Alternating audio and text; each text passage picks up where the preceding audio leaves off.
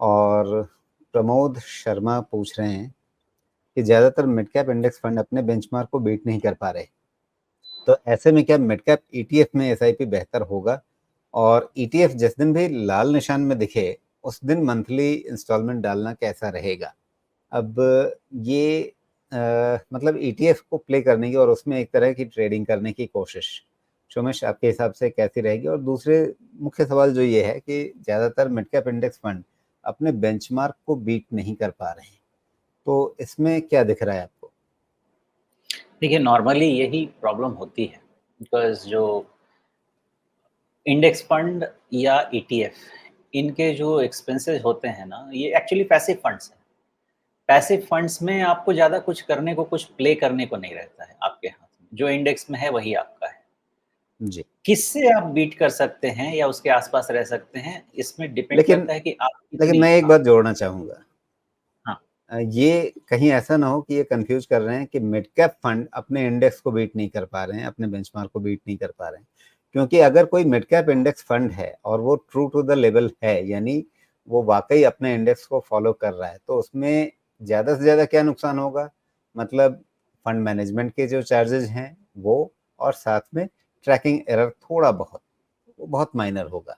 तो अब बहुत ज़्यादा डेविएट नहीं कर सकते हैं इंडेक्स फंड से कोई, मतलब कोई भी इंडेक्स फंड अपने इंडेक्स से बहुत ज़्यादा डेविएट कर नहीं सकता है।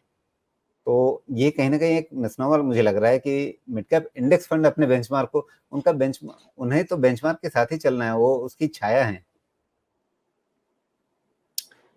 तो जैसा इंडेक्स फंड कोई भी हो, मिड कैप हो, स्मॉल कैप हो, लार्ज कैप हो, वो रेप्लिकेट करता है अपने बेंचमार्क इंडेक्स को। तो अगर आप वहाँ पे किसी भी तरह का खर्च नहीं करते हैं, पॉइंट नंबर 1 समझिए, अगर कोई खर्च नहीं किया, तो मैं एग्ज़ैक्टली इंडेक्स का रेप्लिका लगूँगा, इंडेक्स का शैडो लगूँगा। दूसरा क्या काम कर सकते हैं, उसमें थोड़ा जो अलाउड डेविएशन है, उसमें थोड़ी-सी मैं चर्निंग कर सकता हूँ, उसको थोड़ा या तो विदिन द लिमिट्स में माइनर एग्रेसिव बना सकता हूँ या इवन फर्दर पैसिव बना सकता हूँ, डिपेंडिंग अपॉन मुझे मार्केट कंडीशंस कैसे लगते हैं, लेकिन उससे ज़्यादा डेविएशन नहीं कर सकता। और यही रिजल्ट हो सकता है in terms of tracking error, अगर मेरे व्यूज़ जो मैंने थोड़े डेविएशन के साथ लिए, वो एज़ पर माय एक्सपेक्टेशंस नहीं हुए। हो गए तो माइनर बेटर हो सकते हैं, नहीं हुए तो माइनर नीचे हो सकते हैं, लेकिन बहुत इंडेक्स से हम डिविएट नहीं होंगे, बिकॉज़ फिर द बेसिक थियरी इसका डिफीट, बेसिक पर्पस ही इसका डिफीट हो जाएगा। तो इंडेक्स फंड में किसी भी खरीदारी के लिए आपको सिर्फ़ और सिर्फ़ एक ही चीज़ ध्यान रखना है कि एक लंबे समय के लिए उस फंड का देखिए कि किसका मिनिमम ट्रैकिंग एरर रहता है। मतलब जो कितना कम से कम छेड़-छाड़ करता है उस फंड के होल्डिंग से। वो आराम से अच्छा ऑलमोस्ट ठीक-ठाक परफ़ॉर्म कर लेगा, बिकॉज़ अल्टीमेटली 10-15 साल के टर्म में विनर इंडेक्स ही होता है। 10-15 साल के टर्म में आप देखेंगे तो फिर विनर कोई फंड ज़्यादा नहीं हो पाएगा, मोस्टली इंडेक्स ही विनर रह जाता है। उससे थोड़े समय के लिए कोई बेहतर, कोई कमज़ोर हो सकता है। इसलिए अगर इंडेक्स फंड चाहे वो मिड कैप हो, स्मॉल कैप हो, कोई भी हो, उसमें आप इंडेक्स को बीट करने वाली स्ट्रैटेजी को बिल्कुल भूल जाइए। आपको क्या करना चाहिए, इसको हमेशा इस चीज़ को मैंने बार-बार रिपीट किया है, फिर से बता रहा हूँ, इस चीज़ को सुनिएगा। आपका 5 साल और 10 साल का भारत का इकोनॉमिक व्यू पहले क्लियर होना चाहिए कि भारत ऊपर जाएगा या नीचे जाएगा। ये अगर आप एस्टैब्लिश कर लेंगे, तो फिर आपका 5 साल या 10 साल का मार्केट का व्यू क्लियर होना चाहिए कि ऊपर जाएगा या नीचे जाएगा। और इन जनरल ये दोनों ऊपर ही जाएँगे भारत जैसी अर्थव्यवस्था के लिए। अब जब भी मार्केट गिरता है, इंडेक्स फंड या ईटीएफ, आप उसको बूस्टर डोज़ दीजिए। 5% गिरता है, 5% आप ऐड कर दीजिए। 10% गिरता है, 10% एडिशनल ऐड कर दीजिए। 15% गिरता है, थोड़ा और एडिशनल ऐड कीजिए।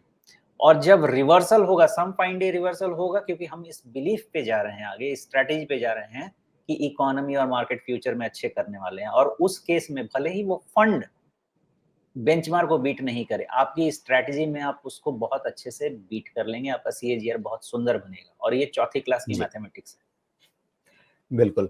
तो प्रमोद जी, अगर आप ये सोच रहे हैं कि आपका इंडेक्स फंड जो है, मान लीजिए कोई मिड कैप इंडेक्स फंड है XYZ और वो बेस्ड है निफ्टी मिड कैप 100 पे, और मान लीजिए एक सर्टेन पीरियड में निफ्टी मिड कैप 100 ने 25% का रिटर्न दिया है या ग्रोथ दिखाई है, और आपका जो XYZ mid cap index fund है उसने 24.5% का रिटर्न दिखाया है, क्योंकि उसमें थोड़ा सा ट्रैकिंग एरर होगा, थोड़े से एक्सपेंसेज होंगे।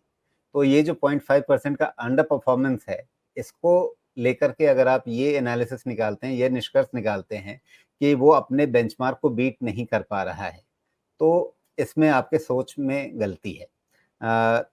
कोई भी इंडेक्स फंड अपने इंडेक्स को बीट करने के लिए नहीं बनाया जाता है। कोई एक्टिव फंड हमेशा अपने बेंचमार्क को बीट करने के पर्पज से बनता है।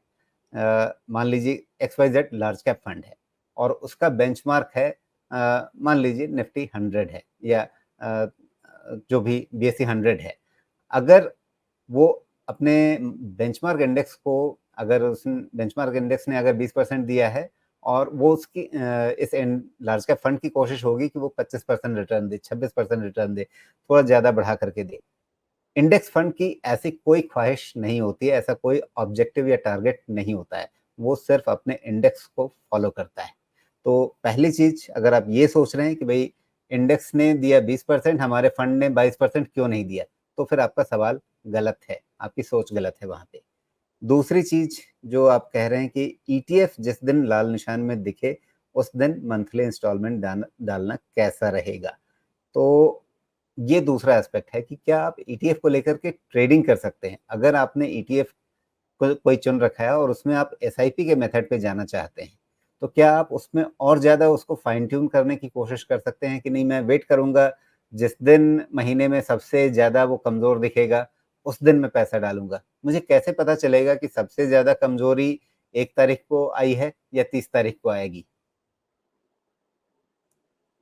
सोमेश? हाँ, मैंने इसीलिए बोला कि देखिए ये हम एंटीसिपेट नहीं कर सकते हैं। लेकिन जब भी मार्केट गिरता है, अगर इस चीज़ को हम मेथड बना लें कि अपना SIP as it is continue कीजिए, एसआईपी को आप छेड़िए मत। उसमें 5% एडिशनल पैसा डाल दीजिए, जब भी गिरे तो। ये जनरल मेथड रखिए कि आपको कोई फ़ोरकास्ट करने की ज़रूरत ही नहीं है।